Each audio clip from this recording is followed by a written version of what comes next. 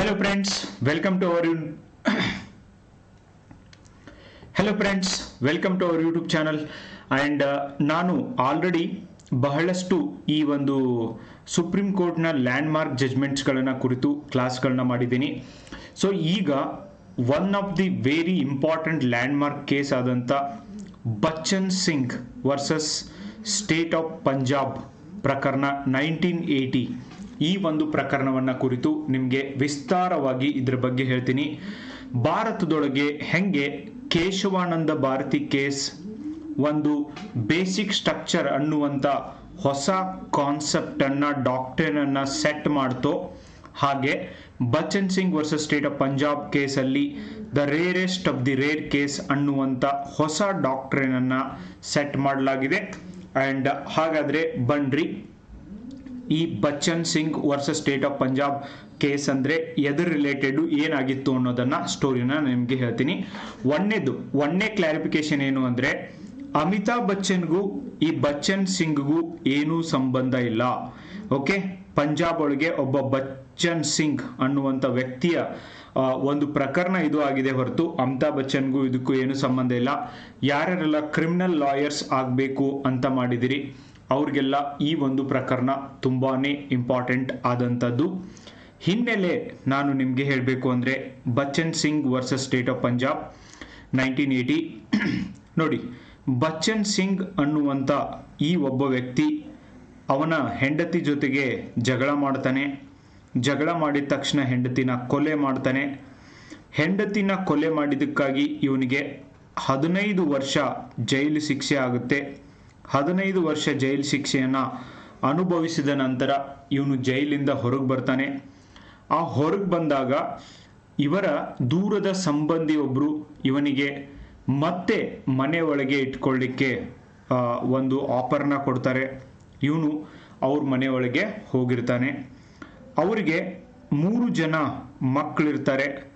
ಆ ಮಕ್ಕಳು ಈ ಒಂದು ಬಚ್ಚನ್ ಸಿಂಗನ್ನು ಮನೆಯೊಳಗೆ ಇಟ್ಕೊಳ್ಳೋದು ಬೇಡ ಅಂಥೇಳಿ ಅವರ ತಂದೆ ತಾಯಿಗೆ ಹೇಳ್ತಾರೆ.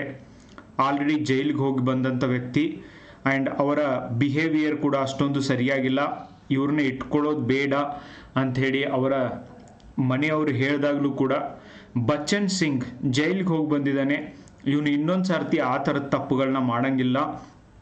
ಸೊ ಆದ್ದರಿಂದ ಬಚ್ಚನ್ ಸಿಂಗನ್ನು ಮನೆಯೊಳಗೆ ಇಟ್ಕೊಳ್ಳೋಣ ಅಂತ ಹೇಳಿಬಿಟ್ಟು ಮನೆಯೊಳಗೆ ಇಟ್ಕೋತಾರೆ. ಒಂದು ದಿನ ಬಚ್ಚನ್ ಸಿಂಗ್ಗೆ ಯಾವ ಒಂದು ಮರ್ಯಾದೆ ಸಿಗಬೇಕು, ಯಾವ ಥರ ಅವನು ಇರಬೇಕಂತಿದ್ದಾನೆ ಆ ಥರ ಇರೋಕ್ಕೆ ಈ ಒಂದು ಸಂಬಂಧಿಕರ ಮನೆಯೊಳಗಾಗಿಲ್ಲ. ಆ್ಯಂಡ್ ಅವನಿಗೆ ಡಿಸ್ರೆಸ್ಪೆಕ್ಟ್ಫುಲ್ ಆಗಿ ನೋಡ್ದಂಗೆ ಅನಿಸಿದೆ ಅಂತ ಹೇಳ್ತಾನೆ. ಅದಕ್ಕಾಗಿ ಹೆಂಡತಿನ ಮತ್ತೆ 2 ಚಿಕ್ಕ ಮಕ್ಕಳನ್ನು ಕೊಲೆ ಮಾಡ್ತಾನೆ. ಮತ್ತೆ 3 ಕೊಲೆಗಳನ್ನು ಮಾಡ್ತಾನೆ. ಸಂಬಂಧಿಕರ ಮನೆಯಾಗೂ ಬಂದು 3 ಕೊಲೆಗಳನ್ನು ಮಾಡ್ತಾನೆ. ಆ್ಯಂಡ್ ಈ 3 ಕೊಲೆಗಳನ್ನ ಮಾಡಿದಾಗ ಈ ಆರೋಪಿಗೆ ಬಚ್ಚನ್ ಸಿಂಗ್ಗೆ ಜೀವಾವಧಿಯ ಶಿಕ್ಷೆಯನ್ನು ಕೊಡಬೇಕು ಅಂಥೇಳಿ ಪಂಜಾಬ್ನ ಈ ಒಂದು ಸೆಷನ್ ಕೋರ್ಟ್ ಮತ್ತು ಪಂಜಾಬ್ ಮತ್ತು ಹರಿಯಾಣ ಹೈಕೋರ್ಟ್ ಹೇಳುತ್ತೆ ಇವನಿಗೆ ಗಲ್ಲು ಶಿಕ್ಷೆಯನ್ನು ಕೊಡಬೇಕು ಅಂತ ಹೇಳುತ್ತೆ. ಗಲ್ಲು ಶಿಕ್ಷೆಯನ್ನು ಕೊಡಬೇಕು ಅಂತ ಹೇಳಿದಾಗ ಬಚ್ಚನ್ ಸಿಂಗ್ ಏನು ಮಾಡ್ತಾನೆ ಅಂದರೆ, section IPC section 302 under murder ಮಾಡಿದವ್ರಿಗೆ ಓಕೆ ಸೆಷನ್ ಕೋರ್ಟ್ ಮತ್ತು ಹರಿಯಾಣ ಪಂಜಾಬ್ ಹೈಕೋರ್ಟ್ ಸೊ ಮರಣ ದಂಡನೆಯನ್ನು ನೀಡ್ತದೆ, ಡೆತ್ ಪೆನಾಲ್ಟಿಯನ್ನು ನೀಡ್ತದೆ. ಡೆತ್ ಪೆನಾಲ್ಟಿ ನೀಡಿದಾಗ ಬಚ್ಚನ್ ಸಿಂಗ್ ಕೇಳ್ತಾನೆ, ನನಗೆ ಯಾಕೆ ಡೆತ್ ಪೆನಾಲ್ಟಿ, ನನಗೂ ಬದುಕಲಿಕ್ಕೆ ಅವಕಾಶ ಕೊಡಬೇಕು, ನಾನು ಬೇಕು ಅಂತ ಮರ್ಡರ್ ಮಾಡಿಲ್ಲ, ಮರ್ಡರ್ ಮಾಡಲಿಕ್ಕೆ ಪ್ರಿಪ್ರೇಷನ್ ಕೂಡ ಮಾಡಿಲ್ಲ, ಇದು ಹೀಟ್ ಆದಂಥ ಒಂದು ಸಂದರ್ಭದೊಳಗೆ ಆದಂಥ ಒಂದು ಇನ್ಸಿಡೆಂಟು, ನನಗೆ ಜೀವಾವಧಿ ಶಿಕ್ಷೆಯನ್ನು ಕೊಡ್ಬೋದು, ಅದನ್ನು ಬಿಟ್ಟು ಮರಣದಂಡನೆ ಯಾಕೆ? ಮರಣದಂಡನೆ ಕೊಡೋದು ಆರ್ಟಿಕಲ್ 21 ರೈಟ್ ಟು ಲೈಫ್ನ ವಿರುದ್ಧವಾಗಿದೆ ಅಂತ ಕೂಡ ಇವನು ಆರ್ಗ್ಯೂ ಮಾಡ್ತಾನೆ. ನೋಡಿ ಗೈಸ್, ಈ ಥರದವರು ಬಹಳಷ್ಟು ಜನ ಈ ದೇಶದೊಳಗೆ ಇದ್ದಾರೆ. ಆ್ಯಂಡ್ ಡೆತ್ ಪೆನಾಲ್ಟಿ ಆರ್ ಮರಣದಂಡನೆ, ನಾನು ನಿನ್ನಿನ ಪ್ರಕರಣದಲ್ಲಿ 9 ಜನ ಪೊಲೀಸ್ ಅಧಿಕಾರಿಗಳಿಗೂ ಕೂಡ ತಮಿಳುನಾಡಿನಲ್ಲಿ ಈ ಲಾಕಪ್ ಡೆತ್ ಆಗಿದ್ದಕ್ಕೆ ಪನಿಷ್ಮೆಂಟನ್ನು ಕೊಟ್ಟಿದ್ದಾರೆ, ಡೆತ್ ಪೆನಾಲ್ಟಿನ ಕೊಟ್ಟಿದ್ದಾರೆ ಅಂತ ಒಂದು ವಿಡಿಯೋನ ಮಾಡಿದ್ದೆ. ಸೊ ಡೆತ್ ಪೆನಾಲ್ಟಿನ ಕೊಡಬೇಕು, ಮುಂದುವರಿಸಬೇಕು ಅಂತ ಹೇಳಿದ್ದು ಈ ಬಚ್ಚನ್ ಸಿಂಗ್ ಪ್ರಕರಣದಲ್ಲಿ. ಓಕೆ, ವೆರಿ ವೆರಿ ಇಂಪಾರ್ಟೆಂಟ್ ಆದಂಥ ಒಂದು ಪ್ರಕರಣ. ಭಾರತದೊಳಗ ಡೆತ್ ಪೆನಾಲ್ಟಿನ ಮುಂದುವರಿಸಬೇಕು, ಒರೆಸಬಾರ್ದು? ನಿಮ್ಮ ಅನಿಸಿಕೆ ಏನು? ಕೆಳಗಡೆ ನೀವು ನಿಮ್ಮ ಅನಿಸಿಕೆನ ಜಸ್ಟಿಫೈ ಮಾಡಬೇಕು. ಕ್ವಶನ್ ಏನು ಅಂದರೆ, ಈಗ ಹೆಂಗೆ ಕ್ರೈಮ್ ರೇಟ್ಗಳು ಇನ್ಕ್ರೀಸ್ ಆಗ್ತಿದ್ದಾವೆ, ಯಾರು ಕ್ರಿಮಿನಲ್ ಆ್ಯಕ್ಟಿವಿಟೀಸಲ್ಲಿ ಭಾಗಿಯಾಗ್ತಿದ್ದಾರೆ ಅಂಥವರಿಗೆ ಮರಣದಂಡನೆ ಶಿಕ್ಷೆಯನ್ನು ನೀಡಬೇಕಾ? That is a question. 100ಕ್ಕೂ ಅಧಿಕ ದೇಶಗಳು, ಜಗತ್ತಿನ ಯುನೈಟೆಡ್ ನೇಷನ್ಸ್ನ ಮೆಂಬರ್ ಸದಸ್ಯರಾದಂಥ 100ಕ್ಕೂ ಅಧಿಕ ದೇಶಗಳು ಇವತ್ತು ಈ ಮರಣದಂಡನೆ ಶಿಕ್ಷೆಯನ್ನು ತೆಗೆದುಹಾಕಿದವೆ. ಜೀವಾವಧಿ ಶಿಕ್ಷೆಯನ್ನು ಕೊಡ್ತಾರೆ, ಆದರೆ ಮರಣದಂಡನೆಯನ್ನು ಕೊಡೋದಿಲ್ಲ. ಯಾಕೆ? ಇನ್ನೊಬ್ಬರಿಗೆ ಹ್ಯಾಂಗ್ ಮಾಡಬೇಕು, ಹ್ಯಾಂಗ್ ಮಾಡೋದ್ರಿಂದ ನ್ಯಾಯ ಸಿಗ್ತದ ಅನ್ನುವಂಥ ಪ್ರಶ್ನೆ ಕೂಡ ಇಲ್ಲಿರ್ತದೆ. ಸೊ ಅದಕ್ಕೆ ಭಾರತದೊಳಗೆ ಡೆತ್ ಪೆನಾಲ್ಟಿನ ಇನ್ನೂ ಕೂಡ rarest of the rare case ಒಳಗೆ ಕೊಡಲಾಗ್ತಾ ಇದೆ. ಇದನ್ನು ಕೊಡಬೇಕು ಅಥವಾ ನಿಲ್ಲಿಸಬೇಕು, ನಿಮಗೆ ಇರುವಂಥ ಪ್ರಶ್ನೆ. ಸುಪ್ರೀಂ ಕೋರ್ಟ್ ಮುಂದೆ ಈ ಪ್ರಶ್ನೆ ಹೋಗ್ತದೆ. ಹರಿಯಾಣ, ಪಂಜಾಬ್ ಹೈಕೋರ್ಟ್ ಈ ಒಂದು ಡೆತ್ ಪೆನಾಲ್ಟಿನ ಎತ್ತಿ ಹಿಡಿದಾಗ ಈ ಪ್ರಕರಣದಲ್ಲಿ ಕೇಳಿದ ಅತ್ಯಂತ ಪ್ರಮುಖ ಸಂವಿಧಾನಿಕ ಪ್ರಶ್ನೆಗಳು ಏನಂದರೆ, ಒಂದನೇದು, ಡೆತ್ ಪೆನಾಲ್ಟಿ ಆರ್ಟಿಕಲ್ 21ರ ಉಲ್ಲಂಘನೆಯಾಗಿದೆಯಾ? That is a question mark. Okay, so ಒಂದು ಕಡೆ ಜೀವಿಸುವ ಹಕ್ಕು ಪ್ರತಿಯೊಬ್ಬರಿಗೂ ಇದೆ ಅಂತ ನಮ್ಮ ಸಂವಿಧಾನ ಹೇಳುತ್ತೆ. ಇನ್ನೊಂದು ಕಡೆಯಿಂದ ಆ ಥರ ಏನಾದರೂ ತಪ್ಪು ಮಾಡಿದರೆ ಅವರಿಗೆ ಡೆತ್ ಪೆನಾಲ್ಟಿ ಕೊಡಬೇಕು ಅಂತ ಹೇಳುತ್ತೆ. Both are contradictory. ಎರಡನೇ ಪ್ರಶ್ನೆ, CRPC ಸೆಕ್ಷನ್ 354 ಸಬ್ ಕ್ಲಾಸ್ 3 ಅಡಿಯಲ್ಲಿ ಸ್ಪೆಷಲ್ ರೀಸನ್ಸ್ ಎಂದರೇನು ಅಂತ ತಿಳಿಸಬೇಕು ಅಂತ ಕೂಡ ಕೋರ್ಟ್ ಹೇಳ್ತು. ಈ ಸಂಬಂಧಿತ ಕಾನೂನು very important. IPC section 302 murder, death penalty and life ಇಂಪ್ರಿಸನ್ಮೆಂಟ್ನ ಕೊಡ್ಬೋದು. CRPC section 354 sub clause 3 life imprisonment is a rule. Death sentence ನೀಡಲು ಸ್ಪೆಷಲ್ ರೀಸನ್ ಅವಶ್ಯಕತೆ ಇದೆ. ನಿಜವಾಗ್ಲೂ ಇವರನ್ನ ಗಲ್ಲು ಶಿಕ್ಷೆಗೆ ಒಳಪಡಿಸುವಂಥ ಒಂದು ಕಾರಣ ಇದೆಯಾ ಅಂತ ಕೊಡಬೇಕು ಅಂತ ಕೋರ್ಟ್ ಹೇಳುತ್ತೆ. ಈ ಸೆಕ್ಷನ್ ಪ್ರಕರಣದಲ್ಲಿ ಕೇಂದ್ರವಾಗಿತ್ತು. And supreme court, okay, so supreme court ಏನು ಹೇಳ್ತು ಅಂದರೆ, ಡೆತ್ ಪೆನಾಲ್ಟಿ ಅಸಂವಿಧಾನಿಕ ಅಲ್ಲ, ಅಂದರೆ ಕೊಡಬಹುದು, ಆದರೆ ವೆರಿ ವೆರಿ ಇಂಪಾರ್ಟೆಂಟ್, ಅತ್ಯಂತ ಮಿತಿಯಲ್ಲಿ ಇದನ್ನು ಬಳಸಬೇಕು. ರೇರೆಸ್ಟ್ ಆಫ್ ದಿ ರೇರ್ ಕೇಸಲ್ಲಿ ಇದನ್ನು ಬಳಸಬೇಕು ಅಂತ ಹೇಳಿ ಡೆತ್ ಪೆನಾಲ್ಟಿನ ಕೊಡ್ಬೋದು, ಆದರೆ rarest of the rare case. The new doctrine, okay, the new doctrine has emerge from this Bachchan Singh case, that is rarest of the rare case. Okay, ಈ ಪ್ರಕರಣದಲ್ಲಿ ಕೋರ್ಟ್ ನೇರವಾಗಿ ಡೆಫಿನಿಷನ್ ಅನ್ನು ಕೊಡಲಿಲ್ಲ, ಆದರೆ ಸ್ಪಷ್ಟವಾದ ತತ್ವವನ್ನು ಹೇಳ್ತು. ಏನು ಹೇಳ್ತು? Death penalty should be imposed only in the rarest of the rare case when the alternative option is unquestionably foreclosed. ಅಂದರೆ ನೋಡಿ, ಬಚ್ಚನ್ ಸಿಂಗ್ ಆ ಚಿಕ್ಕ ಮಕ್ಕಳನ್ನ ನೋಡ್ದೇನೆ, ಹಿಂದೆ ಮುಂದೆ ನೋಡ್ದೇನೆ ಕೊಡ್ಲಿ ತಗೊಂಡು ಅವು ಆ ಚಿಕ್ಕ ಮಕ್ಕಳ ರುಂಡಾನ ಕಟ್ ಮಾಡಿದ್ದಾನೆ. ಅವರ ಸಂಬಂಧಿಕರ ಹೆಂಡತಿಯ ರುಂಡಾನ ಕಟ್ ಮಾಡಿದ್ದಾನೆ. ಇಷ್ಟೊಂದು ಕ್ರೂರವಾಗಿ ಕೊಂದಂಥ ಈ ವ್ಯಕ್ತಿಗೆ ಯಾಕೆ ಗಲ್ಲು ಶಿಕ್ಷೆನ ಕೊಡಬಾರ್ದು ಅನ್ನೋದು ಬಹಳಷ್ಟು ಜನರ ಪ್ರಶ್ನೆ ಆಗಿತ್ತು. ನಿಮಗೆಲ್ಲ ಗೊತ್ತಿರ್ಬೋದು, ನಿರ್ಭಯಾ ಕೇಸ್, ನಿರ್ಭಯಾ ಪ್ರಕರಣ. ನಿರ್ಭಯಾ ಪ್ರಕರಣದೊಳಗೆ ಓನ್ಲಿ ಆ ಹುಡುಗಿನ ಡೆಲ್ಲಿ ಒಳಗೆ ಆದಂಥ ಗ್ಯಾಂಗ್ ರೇಪ್ ಕೇಸಲ್ಲಿ ಆ ಹುಡುಗಿನ ಬರೀ ಅತ್ಯಾಚಾರ ಮಾಡಲಿಲ್ಲ, ಈವನ್ ಅವಳನ್ನ ಕೊಲೆ ಆಗೋ ರೀತಿಯಲ್ಲಿ ಆ ಅತ್ಯಾಚಾರ ಮಾಡಿದ ಮೇಲೆ ಏನೇನೆಲ್ಲ ಮಾಡಿದ್ದಾರೆ ಅದನ್ನು ನೋಡಿದರೆ ಮಾನವ ಸಮಾಜವೇ ಒಂದು ತಲೆ ಕೆಳಗೆ ಮಾಡುವಂಥ ಒಂದು ಹೀನ ಕೃತ್ಯದೊಳಗೆ ಇವರು ಭಾಗಿಯಾಗಿದ್ದರು. ಅದಕ್ಕೇ ನಿರ್ಭಯಾ ಪ್ರಕರಣದೊಳಗೂ ಕೂಡ ಗಲ್ಲು ಶಿಕ್ಷೆನ ಕೊಟ್ಟಿದ್ದು. ಈ 9 ಜನ ಪೊಲೀಸರು ಏನು ತಮಿಳುನಾಡದೊಳಗೆ ಆ ಒಂದು ಒಬ್ಬ ವ್ಯಕ್ತಿಯನ್ನ, ಇಬ್ಬರು ವ್ಯಕ್ತಿಯನ್ನ, ಅಪ್ಪ ಮಗನನ್ನ ಕೋವಿಡ್ ಟೈಮಲ್ಲಿ ಹೊಡೆದು ಕೊಂದಿದ್ದಾರೆ. That is also rarest of the rare case. ಯಾಕಂದರೆ ಜವಾಬ್ದಾರಿಯುತ ಒಂದು ಪೊಸಿಷನ್ ಒಳಗಿದ್ದು ಕಾನೂನನ್ನು ಕಾಪಾಡಬೇಕಾದವ್ರೆ ಕಾನೂನನ್ನು ವೈಲೇಟ್ ಮಾಡಬೇಕಾದ್ರೆ, so what else you expect guys? ಅಂದರೆ ಲೈಫ್ ಟೈಮ್ ಇಂಪ್ರಿಸನ್ಮೆಂಟ್ ಸಾಕಾಗದ ಸಂದರ್ಭದಲ್ಲಿ ಮಾತ್ರ.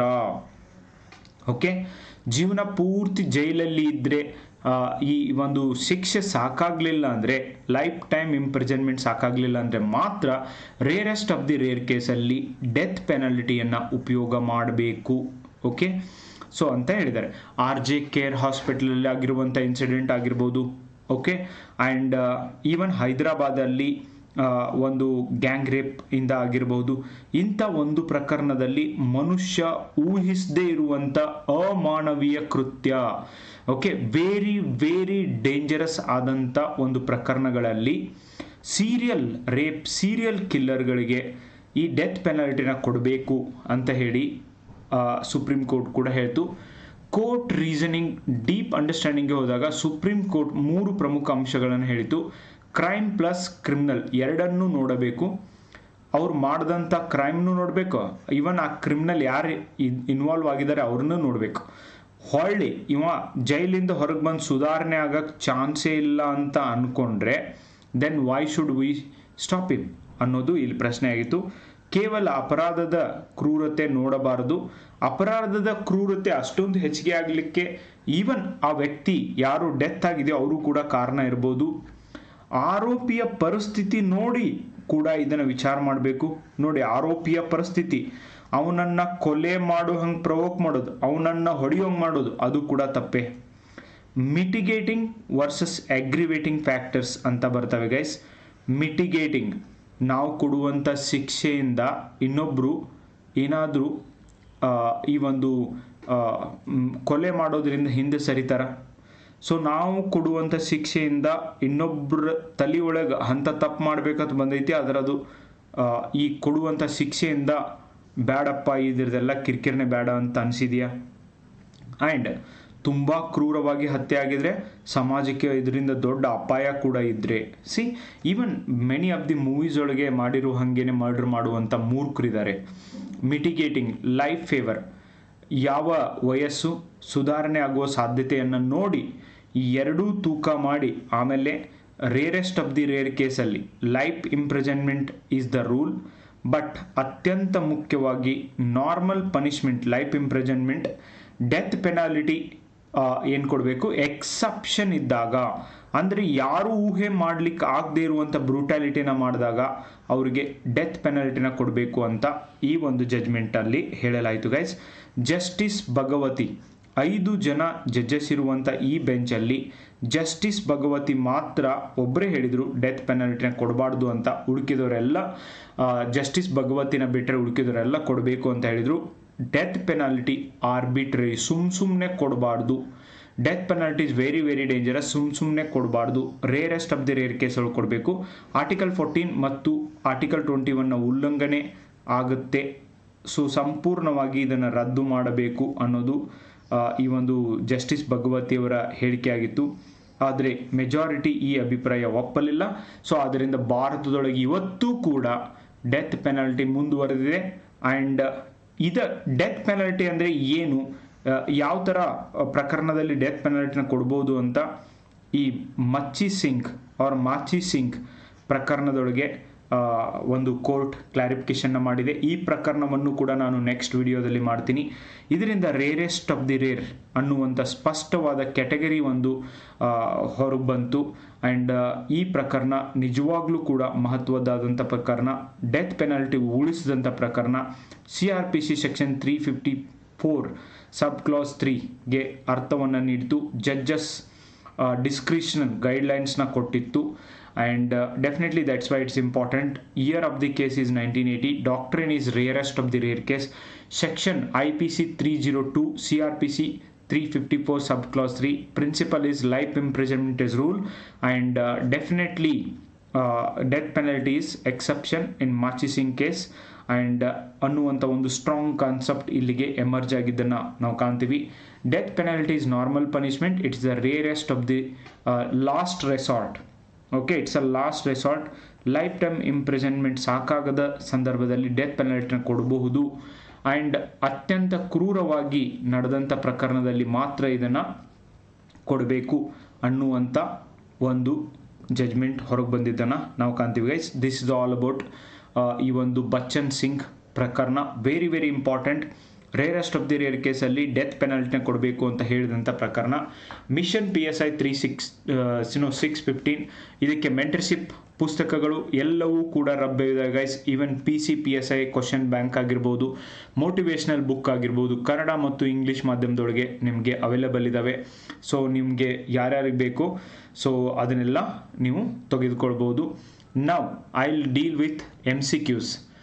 ಬಚ್ಚನ್ ಸಿಂಗ್ ಪ್ರಕರಣದಲ್ಲಿ ರೇರೆಸ್ಟ್ ಆಫ್ ರೇರ್ ತತ್ವವು ಯಾವ ಕಾನೂನಿನ ಪ್ರಾವಿಧಾನದ ವ್ಯಾಖ್ಯಾನದೊಂದಿಗೆ ಸಂಬಂಧಿಸಿದೆ? Section IPC 300, CRPC 354 sub clause 3, article 19 ಬಂದೇ ಇಲ್ಲ. ಎವಿಡೆನ್ಸ್ ಆಕ್ಟ್ ಸೆಕ್ಷನ್ 3 ಇದು ಕೂಡ ಅಲ್ಲ. B is the right answer. Okay, next, ಈ ಕೆಳಗಿನ ಹೇಳಿಕೆಗಳಲ್ಲಿ ಯಾವುದು ಸರಿ? ಡೆತ್ ಪೆನಾಲ್ಟಿ ಸಂಪೂರ್ಣ ರದ್ದು ಮಾಡಲಾಗಿದೆ, ಇಲ್ಲ ಲೈಫ್ ಟೈಮ್ ಇಂಪ್ರಿಸನ್ಮೆಂಟ್ ಸಾಮಾನ್ಯ ಶಿಕ್ಷೆ ಎಂದು ಘೋಷಿಸಲಾಗಿದೆ. Yes, life time imprisonment is common, but death ಪೆನಾಲ್ಟಿನ ಇಲ್ಲ ಅಂತ ಘೋಷಣೆ ಮಾಡಿಲ್ಲ guys. Rarest of the rare ಕೇಸಲ್ಲಿ ಡೆತ್ ಪೆನಾಲ್ಟಿ ಇದೆ. Okay, B is the right answer. And rarest of the rare ಪ್ರಕರಣ ತತ್ವ ಪ್ರಕಾರ ಮರಣದಂಡನೆ ಯಾವಾಗ ನೀಡಬೇಕು? ಹತ್ಯೆ ಪ್ರಕರಣದಲ್ಲಿ ನ್ಯಾಯಾಲಯ ಇಚ್ಛಿಸಿದಾಗ, ಲೈಫ್ ಇಂಪ್ರಿಸನ್ಮೆಂಟ್ ಸಂಪೂರ್ಣವಾಗಿ ಅಸಮರ್ಪಕವಾದಾಗ. This is important. C is the right answer. So life time imprisonment ಚಾನ್ಸೇ ಇಲ್ಲ, ಇದು ಇನ್ನಪ್ಪಲ್ಲ ಅಂತ ಸಂದರ್ಭದೊಳಗೆ ಕೊಡಬೇಕು ಅಂತ ಕೋರ್ಟ್ ಹೇಳಿದೆ. ಕೆಳಗಿನವುಗಳಲ್ಲಿ ಯಾವುದು ಮಿಟಿಗೇಟಿಂಗ್ ಫ್ಯಾಕ್ಟರ್ ಆಗಬಹುದು ಅಂತ ನಿಮಗೆ ಕೇಳ್ತಿದ್ದಾರೆ. ಅಪರಾಧದ ಕ್ರೂರತೆ, ಸಮಾಜಕ್ಕೆ ಅಪಾಯ, ಆರೋಪಿ ಸುಧಾರಣೆ ಸಾಧ್ಯತೆ, ಬಹಳ ಜನರ ಮೇಲೆ ದಾಳಿ. ಓಕೆ, ಸೊ ಆರೋಪಿಯ ಸುಧಾರಣೆಯ ಸಾಧ್ಯತೆ ಇದ್ದಾಗ ಮಿಟಿಗೇಟಿಂಗ್ ಫ್ಯಾಕ್ಟರ್ ಸೊ ಉಪಯೋಗ ಆಗಬಹುದು. ಮುಂದೆ ಹೋಗಿ ಆರೋಪಿ ಉದ್ಧಾರ ಆಗ್ಬೋದು ಅಂತ ಅನಿಸಿದಾಗ ವಿಚಾರ ಮಾಡ್ಬೋದು. ನೆಕ್ಸ್ಟ್, ಈ ಪ್ರಕರಣದಲ್ಲಿ ಡಿಸೆಂಟಿಂಗ್ ಒಪಿನಿಯನ್ ನೀಡಿದ ನ್ಯಾಯಮೂರ್ತಿ ಯಾರು ಅಂತ ನಿಮಗೆ ಪ್ರಶ್ನೆ ಇದೆ. Justice PN Bhagwati. ನಾನು ಆಲ್ರೆಡಿ ಹೇಳಿದ್ದೀನಿ, justice PN Bhagwati is important because PIL public interest litigation ಪ್ರಾರಂಭ ಆಗಿದ್ದೆ ಇವರ ಕಾಲದಲ್ಲಿ, ಇವರೇ ಅದನ್ನು ಅಲೋ ಮಾಡಿದ್ದು. Okay, so this is all about Bachchan Singh ಪ್ರಕರಣ. ಕ್ರೂರತೆಯ ಆಧಾರದ ಮೇಲೆ ಅವರಿಗೆ ಈ ಒಂದು ಪನಿಷ್ಮೆಂಟನ್ನು ಯಾವ್ದು ಕೊಡಬೇಕು, ಡೆತ್ ಪೆನಾಲ್ಟಿನ ಕೊಡಬಾರ್ದು, ಗಲ್ಲು ಶಿಕ್ಷೆನ ವರಿಸಬಾರ್ದು ಅನ್ನೋದನ್ನು ನಾನು ನಿಮಗೆ ಹೇಳಬೇಕಾಗಿತ್ತು. Very very important case. Next Machhi Singh case ನಿಮಗೆ ಹೇಳ್ತೀನಿ ಗೈಸ್. ಸೊ ಇದ್ರ ಬಗ್ಗೆ ನೀವು ಒಪಿನಿಯನ್ನ ಹೇಳೋದನ್ನು ಮರಿಬೇಡಿ. Thank you so much for watching the video. Bye, take care.